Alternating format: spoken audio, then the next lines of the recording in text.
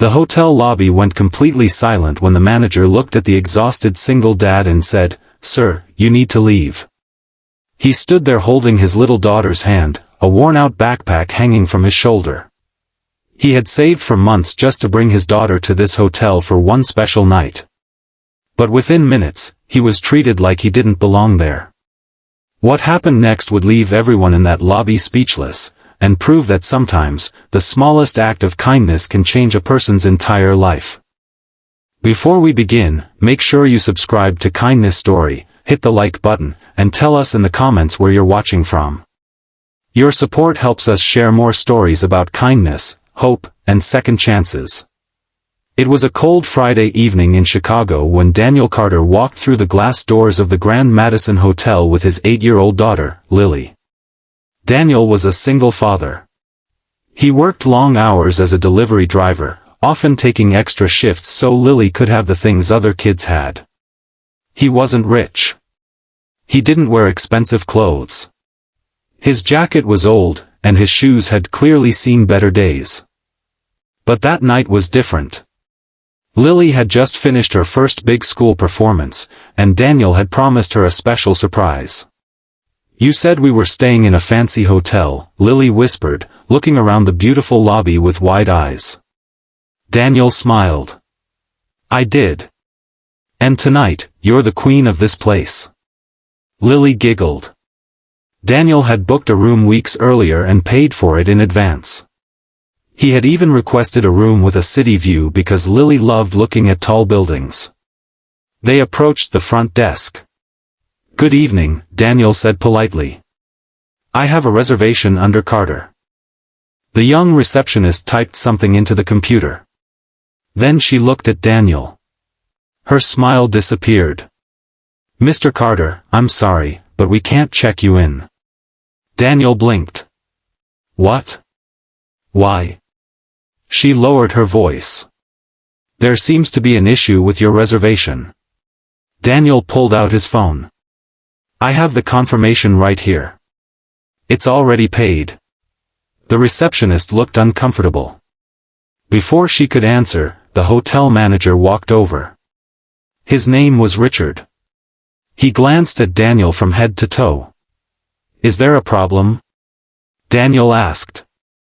Richard folded his arms. "Sir, we have standards at this hotel." Daniel looked confused. "I'm sorry." Richard leaned closer. "Perhaps this property isn't the right place for you and your daughter." Lily squeezed her father's hand. Daniel's face turned pale. "I don't understand. I paid for the room. We have a reservation." Richard pointed toward the entrance. "I'm asking you to leave." The words hit Daniel harder than any insult he had heard in years. He looked at Lily. Her smile was gone. "Daddy," she whispered, "did we do something wrong?" Daniel swallowed the pain in his throat. "No, sweetheart. We didn't do anything wrong." Then something unexpected happened. A woman standing nearby had been watching everything. Her name was Grace, and she worked in housekeeping. She stepped forward. "Excuse me," she said. Richard turned sharply. "What?" Grace looked at Daniel and then at Lily. "They paid for their room. You can't treat them like this." Richard's face hardened. "Grace, go back to work." But she didn't move. "I've worked here for 11 years, she said quietly. "I've cleaned rooms for people who barely looked at me. I've watched guests leave hundreds of dollars on tables without thanking anyone.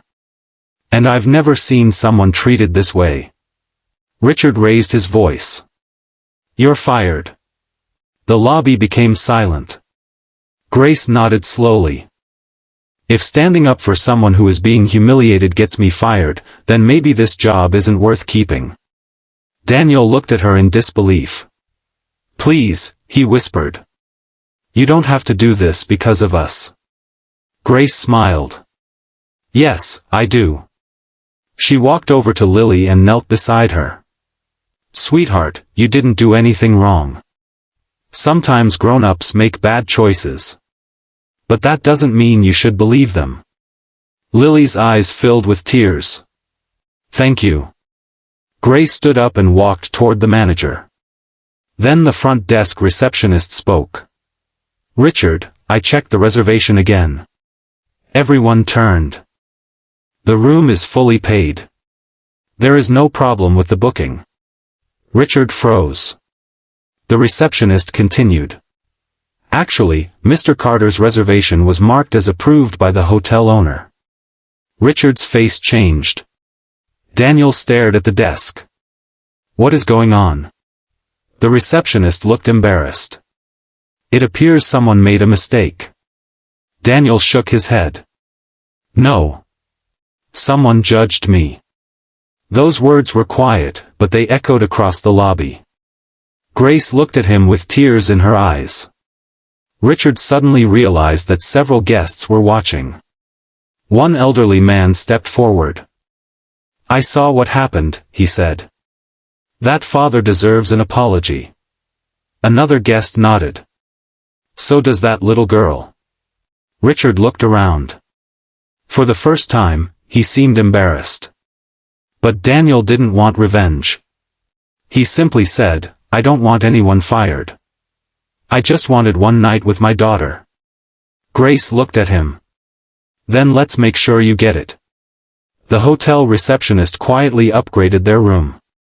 A few minutes later, Daniel and Lily walked into a beautiful suite overlooking the Chicago skyline.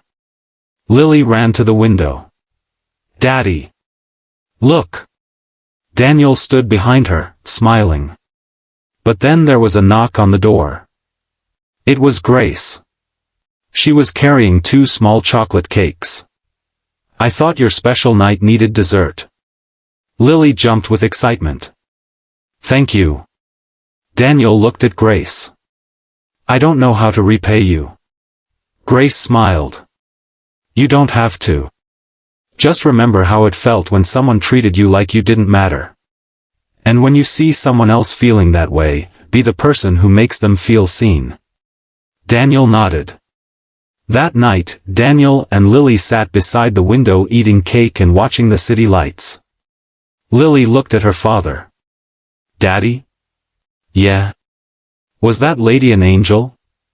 Daniel smiled. Maybe angels don't always have wings. Years passed. Daniel continued working hard. Eventually, he started his own small delivery business. It grew slowly, but he never forgot Grace. One day, he received a call from a local charity asking for help. They needed temporary housing for families who had nowhere to stay. Daniel immediately thought about that cold night in the hotel. He donated money. Then he donated more.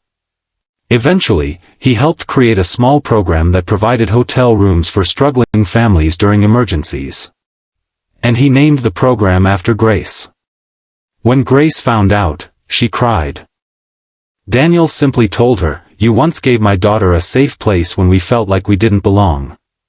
Now I want to give that feeling to other families. That is the thing about kindness. You may think your kindness is small. A few encouraging words. A meal. A helping hand. A smile.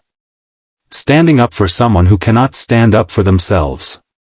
You may never know how deeply it touches another person. Grace lost her job that night, but she gained something much more valuable. She reminded one little girl that kindness still existed.